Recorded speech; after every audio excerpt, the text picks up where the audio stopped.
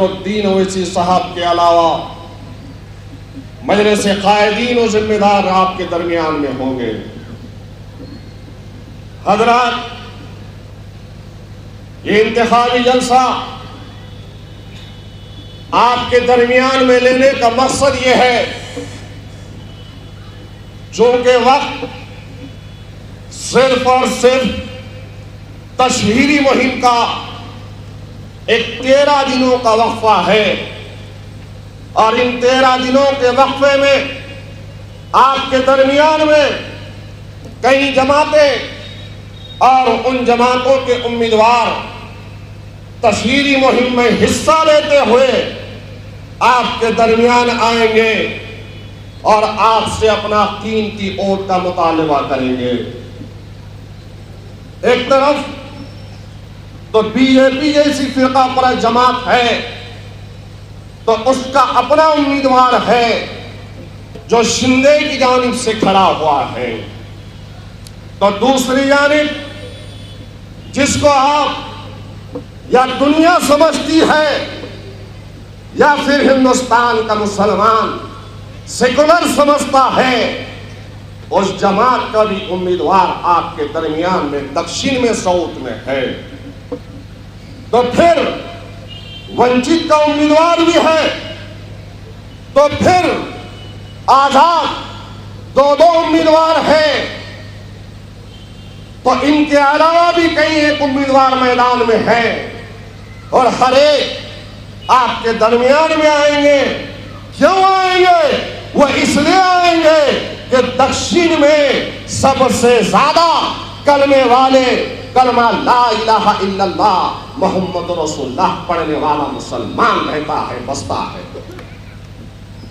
3 लाख की वोटों की तादाद है टोटल, या उससे कुछ ज्यादा होगी। जो लोग आपको गुमराह कर रहे हैं कि हम कितने हैं, हम कम हैं, हम कैसा आएंगे, तो सबसे पहले अपने किताब को मुकम्मल करने से पहले शुरुआत में आंकड़े बताना इसलिए लाजमी समझता हूं कि आपके जहन में जो खाका बना है वो खाका साफ हो जाए, और जो कोई आपके दरमियान में आए तो बताओ उनको कि हम दक्षिण में कलमा ला इलाहा इल्लल्लाह मोहम्मद रसूलुल्लाह पढ़ने वाले कितने हैं। हर कोई आ रहा है, हर कोई यही समझ रहा है, समझा रहा है कि हम 7,000 है, कोई कह रहा है 65,000 है, कोई कह रहा है 70,000 है। अरे नादानो, मुसलमानों की हिम्मत और हौसलों को पस्त करने वालों, कम से कम एक मर्तबा यादियां मंगाकर ठीक कर देख तो लेते कि मुसलमानों की तादाद दक्षिण में कितनी है। 3 लाख से कुछ ज्यादा टोटल पूरे वोटर्स हैं, तो वहीं 1 लाख के करीब मुसलमान आपके इस हल्के हाजा में हैं, 1 लाख के करीब, और दीगर जमातें भी है। लेकिन क्या सिर्फ और सिर्फ हम हर हमेशा वोट डालते आएंगे, और डालेंगे भी तो किसको डालेंगे? हर हमेशा यही हमको बोलकर समझाया गया। पहले ठाकरे था, वो ठाकरे से डरा कर हमसे वोट लिए, अब वो दूध का धुला हो गया। अब बीजेपी से डराए। अरे तुम अपनी क़यादत को कब खड़ा करोगे? तुम अपने नुमाइंदों को कब ऐवानों में भेजोगे? कब तक? हिंदुस्तान की पार्लिमानी जमहूरियत के अंदर याद रखो मेरे गैरतमंद मुसलमानों, जब तक तुम अपनी आवाज को, तुम अपने नुमाइंदों को ऐवानों में नहीं भेजोगे तो आपकी बात को नहीं सुना जाएगा, आपके साथ इंसाफ नहीं होगा। हर समाज आगे बढ़ रहा है, दलित है तो दलितों की नुमाइंदगी कहां कहां पर है? देखो रुक कर कर बिहार देखो, उत्तर प्रदेश में देखो, बहन मायावती है तो दलितों की लीडरशिप कर रही है, उनकी नुमाइंदगी कर रही है, बहुजन समाज उनके पीछे है। फिर उसी उत्तर प्रदेश में यादवों की अपनी जमात है, हालांकि यादव वहां पर सिर्फ 11% है, बावजूद उसके वहां पर सीएम यादवों का बनता है, बावजूद उसके डिप्टी सीएम वहां पर उनका बनता है, बावजूद उसके यादवों के कई लोग मिनिस्ट्री में जाते हैं और 22% मुसलमान उत्तर प्रदेश में है। फिर दूसरा देखो, एक तरफ बिहार का रुख करके आरजेडी वहां पर यादवों की नुमाइंदगी कर रही है, वहां पर भी मुसलमान 24% है। और यह महाराष्ट्र है, इस महाराष्ट्र में हमारी 12% से ज्यादा आबादी, इतनी बड़ी आबादी, उसके बावजूद नुमाइंदे ऐवान में 288 में चुनकर जाने वालों की तादाद सिर्फ 10 है या 8 है। मेरे प्यारे मुसलमानों, याद रखो, पार्लिमानी जमहूरियत के अंदर अपने हुकूक को हासिल करने के लिए, अपने मुस्तकबिल के नौने हालों को संवारने के लिए आपकी हमारी जिम्मेदारी होती है कि हम अपने नुमाइंदों को ऐवानों में भेजें ताकि हम पर जुल्म ना हो, ताकि हमारी तालीमी पसमानदगी दूर हो, ताकि हमारी बेरोजगारी का खात्मा हो, ताकि हमारे बड़े बच्चे पढ़ लिख कर आगे बढ़े। लेकिन इलेक्शन आते हैं तो कई लोग सामने आ जाते हैं और हमें समझाया जाता है, ऐसा करे तो ऐसा हो जाएगा, वैसा करे तो ऐसा हो जाएगा। हर बार की तरह हमको इस बार भी डराया गया। ये बात अलग है कि मुसलमानों के उलमा इकराम ने मस्जिदों से आवाज लगाई, मुसलमानों को इत्तेहाद की दावत दी और मुसलमानों से कहा कि अब की बार इस बीजेपी की फिरका परस्त सरकार को हमको तख्त से हटाना है और मोदी को गिराना है, बीजेपी को हराना है। तो 2024 के पार्लिमानी इंतखाबात में मुसलमानों का इकट्ठा वोट न सिर्फ नांदेड़ में, न सिर्फ महाराष्ट्र में, बल्कि पूरे हिंदुस्तान में मुसलमान मुत्तहिद हुआ। उलमा इकराम की आवाज पर लब्बैक कहा और हमने बढ़ चढ़कर हिस्सा लिया। तो मालूम है जहां पर आप रहते हो, बसते हो, इसी पार्लिमानी हल्के से मुसलमानों के पोलिंग परसेंटेज का तनासुब 75% वोटिंग का परसेंटेज का तनासुब था उत्तर और दक्षिण में, और इसी वजह से वसंतराव जीता था। लेकिन उसके बाद क्या हुआ? उसके बाद ज्ञानवापी हुई। ठीक है, अलग बात है कि वो अलग रियासत थी, लेकिन विशालगढ़ पर क्यों नहीं बोले? रामगिरी पर क्यों नहीं बोलते? राणा इतना चीखता है, चिल्लाता है, मुसलमानों के खिलाफ में बोलता है, क्यों नहीं बोलते?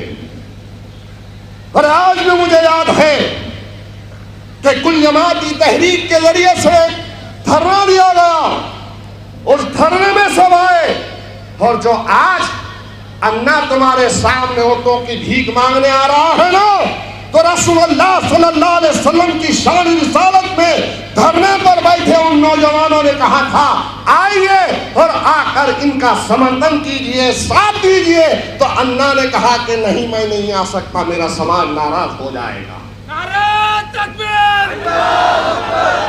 और आज लड़खड़ाते हुए अन्ना मुसलमानों के दरमियान में आ रहा है, और टोपी वाले, दाढ़ी वाले माशाअल्लाह उसकी जय जयकार करते हुए उसके साथ फिर रहे हैं।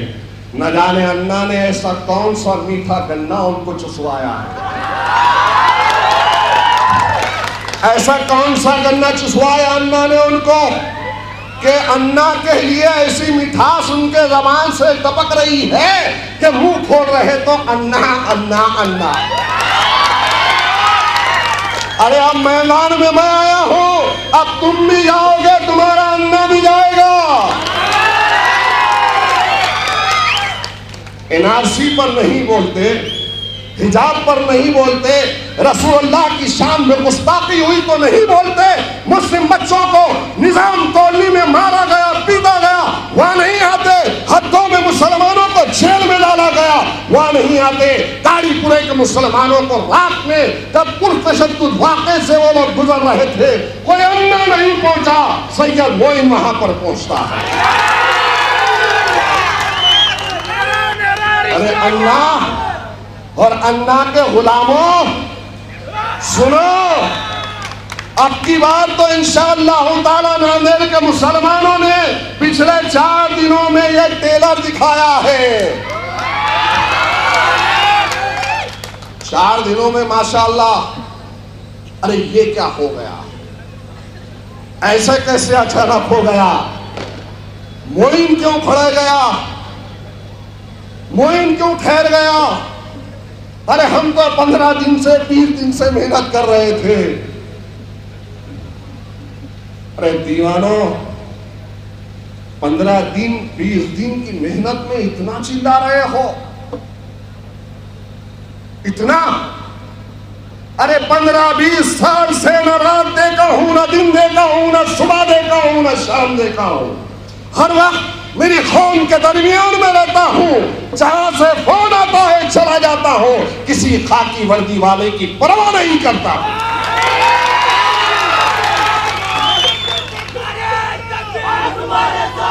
अरे अजीब इलेक्शन, बोले ऐसा कैसा वो इंसाफ है?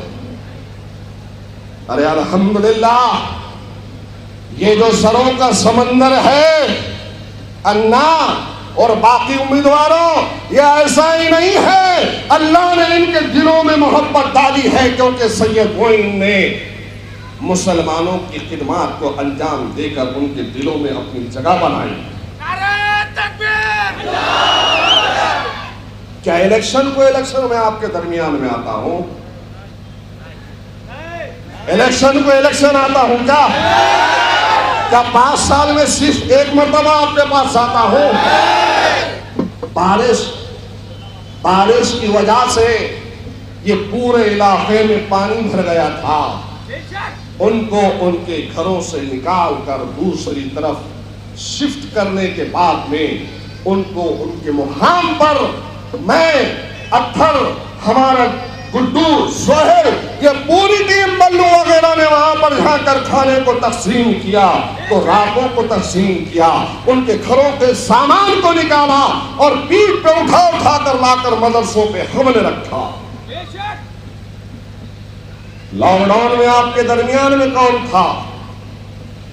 700 से ज्यादा, 2500 की एक किट को हमने तकसीम किया, तो वही 1000, 2000 नहीं बल्कि 3300 से ज्यादा 500 की किट को वहां पर हमने तकसीम किया। लॉकडाउन में अद्वियात की तकसीम को हमने किया, एक एक घर पर जाकर किया, तो वही लॉकडाउन में गैस को पहुंचाने का काम हमने किया। अरे हमेशा हमने काम किया, तामीरी काम हम करते हैं, तो पुलिस से नुमाइंदगी हम करते हैं, तो बच्चों को अदालतों में जो बेकसूर है उनको छुड़वाने का काम हम करते हैं।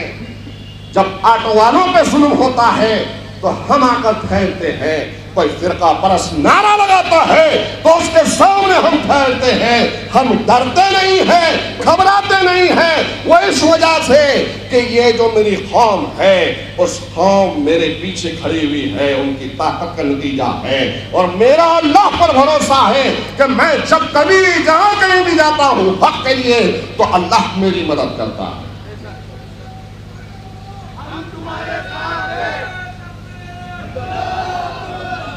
याद रखो मेरे नौजवानों, मजलिस इत्तेहादुल मुस्लिमीन सिर्फ और सिर्फ इलेक्शन में आकर झूठे ख्वाबों की ताबीर बताकर आपके सामने आपके वोटों को हासिल नहीं करती है। मेरी अपनी जिंदगी भी आपके सामने है, तो दीगर उम्मीदवारों की जिंदगी भी आपके सामने है। आपको तय करना होगा कि कौन है जो आपकी दर्द की आवाज बन सकता है, कौन है जो आपके लिए आकर ठहर सकता है, कौन है जिसके दिल में जज्बा है हुकूमतों से टकराने का। अरे ये क्या जाएंगे, क्या बोलेंगे? अन्ना बोलेगा, अन्ना बोलेगा, अन्ना कहां से बोलेगा मेरे भाई? जिस घराने की तरबियत, जिस घराने के अंदर आरएसएस और संघ परिवार का शख्स है, उसकी तरबियत का नतीजा है कि आरएसएस इससे इतना खुश होकर, इतना खुश होकर, इतना खुश होकर बीजेपी का उम्मीदवार उसको बनाती है। तो उस अन्ना को हम वोट देंगे? मुसलमान, यकीनन मुसलमान जज्बाती तौर पर हमने सेकुलरिज्म के नाम पर आपको वोट दिया था, तो हासिल क्या हुआ? ये जो अन्ना अन्ना के गुलाम तुम्हारे दरवाजे तक आ रहे हैं ना, उनसे पूछो क्रॉस वोटिंग कितना मार लेके किया था अन्ना ने। क्या मैं गलत कह रहा हूं? जग जाहिर नहीं है, और कहीं भी जा रहा तो अन्ना एक ही बात पूछ रहा, मोइन क्या, मोइन कितने वोट लेगा, मोइन के पीछे क्यों जा रही कौम, क्यों जा रहा समाज? अरे क्यों नहीं जाएगा, क्यों नहीं वोट डालेंगे? मेरा अपना हलका है, मेरा अपना शहर है, और ये सैयदान, कुमार टेकरी, ये मोमिनपुरा, ये करबला, ये गनीपुरा, नई मस्जिद, सैयदान, ये तमाम की तमाम लोग इस बात के शाहिद है, गवाह है कि यही वो इलाका है जिसने मजलिस इत्तेहादुल मुस्लिमीन को कायम किया था, और यहीं से नारे तकबीर अल्लाहु अकबर की सदाएं गूंजी थी। और यही वजह है कि जलसे की शुरुआत मैंने यहां से इस सरजमीन से इसलिए किया हूं कि इसी सरजमीन ने हिंदुस्तान में एक आवाज को बुलंद किया, हिंदुस्तान की कई मुकामात पर मजलिस इत्तेहादुल मुस्लिमीन को कायम किया। काम बहुत करना है, आपने मौका दिया था तो 12 अराकीन बल्दिया चुनकर जब आए थे 2012 में, तो उस वक्त आपने मौका दिया तो हमने काम किया। और सबसे पहला काम क्या किया था कि हमारी इतनी घनी आबादी है जो हैदराबाद के पास में उस इलाके में पूरा कचरा लाकर डाला जाता था, तो पहली जनरल बॉडी मीटिंग के अंदर मजलिस इत्तेहादुल मुस्लिमीन ने खड़े रहकर आवाज उठाई और उस कचरे को, उस डंपिंग ग्राउंड को शहर से बाहर हमने फेंका। तो ये मजलिस इत्तेहादुल मुस्लिमीन का कारनामा है। ऐवानों में नुमाइंदों को आपकी आवाज बनाकर आपके मसाइल की तर्जुमानी के लिए भेजा जाता है। अरे बहुत काम करने का ख्वाहिशमंद हो, तालीमी इदारों का जाल बिछाना चाहता हो, यहाँ पर हेल्थ सेंटर को कायम करना चाहता हो, कई दवाखाने बनाना चाहता हो, अरे मौका मिलेगा तो इंशाअल्लाह ताला अपने जिंदगी का एक एक लम्हा मैं अपने कौम के नाम पे कर कर अपना सब कुछ लुटाऊंगा, लेकिन ऐवान में तुमको शर्मिंदा नहीं होने दूंगा।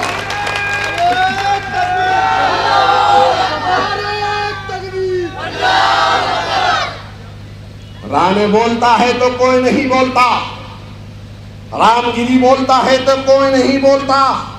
अरे एक मर्तबा ऐवान में भेजो, ये राणे, रामगिरी, ठाकरे जितने भी हैं ना फिरका परस्त, जब ठहरूंगा तो इंशाअल्लाह ताला तुम्हारी भी सीना चौड़ा हो जाएगा और तुम भी फख्र से कहोगे कि हमने सही चयन किया।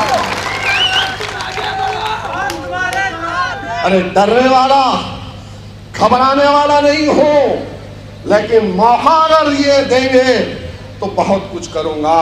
आज कुछ नहीं हो तो सबको पता है कि आज कुछ नहीं है तो ये सब काम करता है, प्रशासन से भिड़ता है, हुकूमत के गिरबान से खेलता है। कुछ नहीं है तो ये हाल है।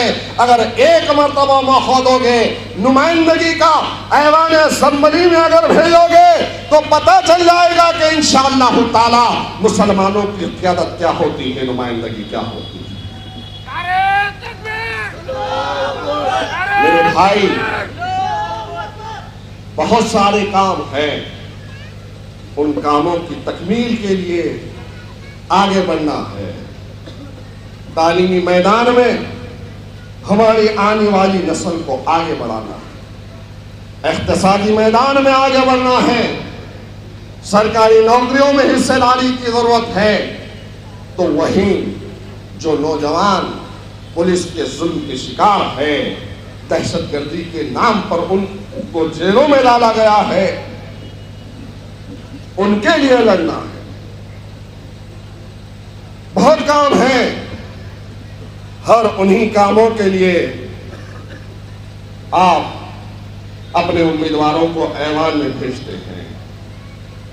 याद रखो, ये वक्त और इन हालात को समझो। ये वक्त और हालात का तकाज़ा है बहादुर, नीडर, जुर्रतमंदाना क़यादत जो आपके लिए ठहर कर आपकी नुमाइंदगी कर सकती है। उसको ऐवान में भेजो, उसको ऐवान में भेजो। ये नहीं है कि वक्त आया तो थोड़े और इधर दे दिए, थोड़े और उधर दे दिए, थोड़ा इनको भी खुश कर दिए। नहीं मेरे प्यारे मुसलमानों, ये तुम्हारे और शिरनी की तरह अगर तकसीम हो जाएंगे तो याद रखो, ये जो लोग हैं जो आप पर हमलावर होने के लिए तैयार हैं, जो आपको खत्म करना चाहते हैं, इन्हें फिर से मौका न दो। नुमाइंदे जहां कहीं मजलिस के हैं, उनको जिताना और आपकी आवाज बनाना जरूरी है। आपने सबको मौका दिया, कई नुमाइंदे ऐवान में गए और जिसको अब तक जिसकी जय जयकार किया करते थे कांग्रेस के गुलाम, जिसकी जय जयकार करते थे, और जिस घराने को और जिस घराने की औलाद को तुमने सीएम बनाया, मिनिस्ट्री दी, सब ने मिलकर उनको ताकत दी। तो इससे पहले भी मैं आपसे बार बार कहता था कि चौहान की अगर धोती खींच ली जाए तो इसके धोती के नीचे खाक की चट्टी होगी। लेकिन हमको बदनाम किया गया और कहा गया कि हम बीजेपी की बी टीम है। हमको बदनाम किया गया कि मजलिस आएगी तो बीजेपी चुन के आएगी। हमको बार बार रुसवा करने की कोशिश की, लेकिन क्या ये हकीकत नहीं है कि आज चौहान बीजेपी के साथ में गया? और चौहान की बात कर रहा हूं जिसने 2017 में एक झूठा एफआईआर मुझ पर, मेरे साथियों पर कर यहाँ के तमाम बल्दिया के सीटों पर हमको हराकर जीत का जश्न मनाया था। अरे अल्लाह ने मेरी आंखों को वो दिन भी दिखलाया कि यही वो चौहान था जिसने हमको हराया, मुझको और मेरी सियासी जिंदगी को खत्म करने की कोशिश की। तो मैंने उसको भी देखा कि मोदी के सामने ठहरा हुआ है, लेकिन एक लम्हा भी उस चौहान की तरफ मोदी नजर डालने को तैयार नहीं है। दुनिया में अल्लाह ने उसको वली किया, एक नजर डालने के लिए तैयार नहीं था। 2008 से 12 आपको समझा रहा था कि समझो जवान का खेल क्या है, समझो अनपढ़ जाहिलों को आगे बढ़ाकर उनके ऊपर लीडरशिप करता है। उस चौहान को समझने में बड़ी देर हो गई है, तो खुदारा कम से कम आज समझो जिन लोगों की तरफ मेरा इशारा है उनको समझो कि वक्त मुत्तहिद होने का है, ये वक्त मुनज़्ज़म होने का है। दुश्मन होशियार है और सरकार में आने के बाद, इख्तिदार में आने के बाद ये संघ परिवार बीजेपी, ये जितना एजेंडा उनके सामने है अपने मैनिफेस्टो को लागू करना चाहते हैं, अपने मंशूर को लागू करना चाहते हैं। डिटेंशन कैंपों में एनआरसी और सीए के जरिए रखना चाहते हैं। मैं झूठ नहीं कह रहा हूं, अखबारात की सूरतें शाये हैं कि देखो आप एक रियासत, उस रियासत का सीएम, कई वीडियोस आपके सामने होंगे, उस रियासत का सीएम मुसलमानों को आकर 12 मुस्लिम नौजवानों को डिटेंशन कैंप में डाली। एनआरसी, सीएए, हिजाब और फिर मस्जिदों का मामला, मस्जिदों पर हाविज होना। और हद तो ये हो गई है कि हमारे बुजुर्गों ने जिन जायदादों को वक्फ किया आने वाली नस्लों के लिए, आज उन्हीं वक्त की अराजियात को छीनने की कोशिश इस हुकूमत की है। गौर करो, ये हुकूमतें तुमको कहीं का छोड़ना नहीं चाहती। तुम्हारी जमीनों को, तुम्हारी जायदादों को, तुम्हारी मस्जिदों की जायदादों को, तुम्हारी औकात की जायदादों को, तुम्हारी दरगाहों की जमीनों को ये तुमसे छीनना चाहती है। वक्त तरमीमी भी लाया तो सब ठहरे या सिर्फ हैदराबाद का एक ही दूल्हे भाई ठहर कर बोला? एनआरसी आई तो किसने आवाज उठाई? हिजाब का मामला आया तो किसने बोला? रामगिरी के खिलाफ में कई एफआईआर हुए और उन 62 एफआईआर पर कार्रवाई नहीं हुई, तो सबसे ज्यादा रामगिरी के खिलाफ में पता है आपको नौजवानों, मजलिस इत्तेहादुल मुस्लिमीन ने महाराष्ट्र में, तेलंगाना में, कर्नाटका में, आंध्र प्रदेश में, उत्तर प्रदेश में, गुजरात में, कई रियासतों में हमने रामगिरी के खिलाफ में एफआईआर करवाई थी। और इतना ही नहीं किया, बल्कि हजारों की तादाद में, नांदेड़ से भी 150 के करीब हमने गाड़ियां लेकर गए थे, मुंबई तक पहुंचे। एहतजाज हमारा जमहूरी हक है और अल्लाह अगर हमें कुदरत देगा तो रसूलुल्लाह सल्लल्लाहु अलैहि वसल्लम की शान रिसालत में गुस्ताखी करने वालों को हम क्या कर सकते हैं, हम वो भी बताएंगे अगर अल्लाह हमको ताकत और कुदरत देगा। अरे वो जज्बा है हमारा, हम सिर्फ जज्बा की बातें नहीं करते। तालीम में हमने काम किया, नीट के लिए कोरोना काल में जब बच्चे नांदेड़ से अतराज में आए थे एग्जाम के लिए, इम्तिहानात नीट का था, तो कोई लातूर से आया, तो कोई जालना से आया, तो कोई आपके हिंगोली से आया, तो कोई वाशिम से आया। उन तमाम बच्चों का रहने का, खाने का, उनको इम्तिहानात का एग्जामिनेशन सेंटर तक पहुंचाने का काम उस वक्त हमने किया। ये मजलिस का कारनामा है। अरे हर काम में हम आगे रहते हैं और इनको ताज्जुब हो रहा है कि अचानक फॉर्म भरे और दूसरे दिन से हजारों की तादाद में गुलपशी हो रही है। अरे यही तो मोहब्बत है, यही तो मोहब्बत है। और ये मोहब्बत ऐसे ही अल्लाह ने नहीं डाली है, रात और दिन खिदमत को अंजाम दिए हैं, अवाम के दरमियान में रहे हैं, लड़े हैं, जेलों में कई कई दिन गए हैं, अपने ऊपर कई केसेस को हमने लिया है, लेकिन घबराए नहीं हैं, ठहरे हुए हैं। अरे मोमबत्ती लेकर तुम तो चले गए थे रेलवे स्टेशन पर, और मोमबत्ती जब सिलगी भी नहीं थी, खतराव हुआ तो शहर छोड़कर भाग गए। गलत बोल रहा हूं? गलत बोल रहा हूं? याद है उस बच्ची के वक्त में रेलवे स्टेशन पे खतरा, मामूली खतरा हुआ तो दूर दूर तक नजर नहीं आ रहे। इसको क़यादत कहते हैं? अरे क़यादत इसको कहते हैं।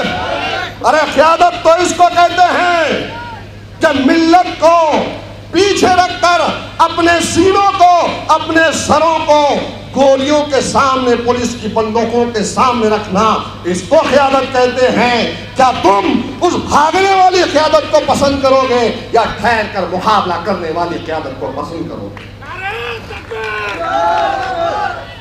भाग गए। अभी तो बहुत बोलना है, अभी तो शुरुआत है। 4 दिन की गुलपोशी में इतना परेशान है, 4 दिन की।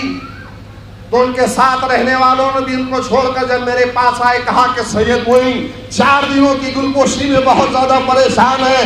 मैंने कहा ये तो अभी इब्तिदाई इश्क है, आगे आगे देखो होता है क्या।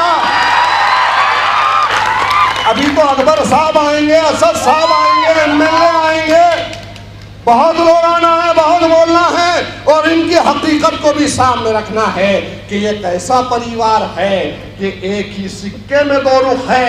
एक तरफ बीजेपी है तो दूसरी तरफ कांग्रेस है। और अन्ना बाहर निकल कर बोल रहा है कि सेकुलरिज्म को बचाओ। अन्ना, जमहूरियत को बचाना है तो सबसे पहले अपने भाई को कन्विंस करता, उसको समझाता, अपने घराने के लोगों को समझाता। उसको नहीं समझा सका तो मुसलमानों के पास आ रहा है और मुसलमानों से कह रहा है कि अब हमको सेकुलरिज्म को बचाना है। अरे दीवाने सबसे पहले अपने घर में अपने बड़े भाई को समझाता, अपने बड़े भाई को समझाता। आज दोपहर में एक प्रेस मीडिया के शख्स ने कहा, मुझसे क्लिप बताया और कहा कि अन्ना जो ठहराए आपके हल्के से मोइन साहब, ये उसका बड़ा भाई है जो मेंबर ऑफ पार्लियामेंट बनने के लिए क्या बयान दे रहा है। तो मैं बोला बताओ जरा, देखता हूं क्या बयान दे रहा है। तो बयान क्या दिया? बयान क्या दिया? बयान ये दे रहा है कि देश, जो देशवासी है वो हमें वोट देते हैं, जो देशद्रोही है मुसलमान वो हमें वोट नहीं देता। ये अल्फाज है, ये अल्फाज है। वोट मांगने का तरीका है तो उस तरीके से मांगो, इतना गिर के क्या हम देशद्रोही है? क्या हम देशद्रोही है? क्या तुम देशद्रोही हो? अरे हमने इस मुल्क को संवारा है, हमने इस मुल्क को सजाया है, हमने तुमको पहनने ओढ़ने की तहजीब दी है, हमने तुमको तशक्कुर दिया है, हमने तुमको खाने पीने की तमीज दी है। अरे तुम तो वो थे जो पत्ते बांध कर फिरा करते थे, खाने की तमीज थी ना पीने की तमीज थी। हकीकत है। अगर कोई मेरी बात को कुछ और समझता है तो समझो मुझे किसी की परवाह नहीं है, हकीकत को बयान कर रहा हूं। इस मुल्क में तहजीब हमने दी, तमद्दुन हमने दिया, इल्म हमने दिया, सियासत हमने दी और इससे बढ़कर आगे कहता हूं कि इस मुल्क के बानी हम हैं, इस मुल्क को हमने आजाद कराया। वही हमारे उलमाए किराम थे जिन्होंने दिल्ली से लेकर आजाद कश्मीर, जिसने दिल्ली से लेकर मौजूदा पाकिस्तान तक, जिन्होंने दिल्ली से लेकर मीरठ तक, जिन्होंने दिल्ली से लेकर मलियानाबाद तक अपने जानों की अजीम कुर्बानी देकर इस मुल्क को आजाद करवा दिया, वो हम मुसलमान थे, हम मुसलमान थे। हमने इस मुल्क के लिए बहुत कुछ किया, लेकिन आज हमारा यह हाल है कि सबसे ज्यादा इस मुल्क के अंदर गुर्बत के शिकार हम हैं, सबसे ज्यादा जेलों में हम हैं, सबसे ज्यादा मजहब के नाम पर हमको मारा जाता है, सबसे ज्यादा तालीमी पसमानदगी हमारी अपनी बिरादरी के अंदर, समाज के अंदर है। और ये मैं नहीं कह रहा हूं बल्कि सच्चर कमेटी की सिफारिशात है। ये मैं नहीं कहता हूं अपनी जबान से, बल्कि दलाइल की रोशनी में कह रहा हूं। रंगनाथ मिश्रा पढ़ो कमीशन को, पढ़ो महमूद रहमान कमेटी को, उसमें सब कुछ शाया हो चुका है कि इस मुल्क के अंदर सबसे ज्यादा पिछड़ा हुआ अगर कोई समाज है तो मुसलमान। क्या गुनाह किया था? इस मुल्क को सजाने में, संवारने में, बनाने में हमारा अहम किरदार था, लेकिन आज क्या हाल हो गया, क्या हाल हो गया। आज ये हाल है हमारा। क्या सबसे पीछे हम हैं तो उसके जिम्मेदार कौन? बरसों से सेकुलरिज्म के नाम पर हमने ओढ़ दिया। मेरे प्यारे मुसलमानों, बहुत कुछ हमने देख लिया। आज लुटती हुई, पिटती हुई लाशों को हमने देखा, उजड़ते हुए बुलडोजरों से तिजारत गाहों को खत्म होते हुए तुम्हारी अपनी आंखों ने देखा। तो इज्जतें महफूज नहीं है, इफ्फतें महफूज नहीं है। आज मजहब पर हमारे हमला हो रहा है तो आज कोई भी बयान दे देता है कि फला मस्जिद में फला लिंक है, ये हमारे बाप दादाओं की जागीर थी।